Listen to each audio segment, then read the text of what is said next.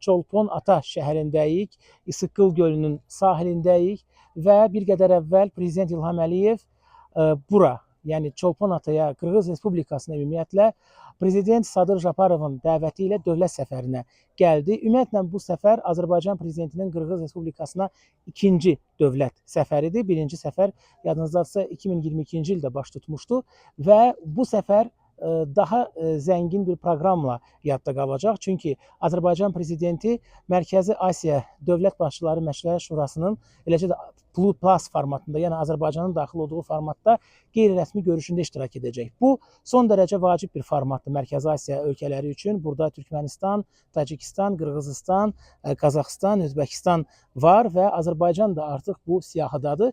2025-ci ilin demək payızında Daşkənddə keçirilən sammitdə Azərbaycan bu formatda tam hüquqlu iştirakçı üzv kimi demək bir mandat aldı.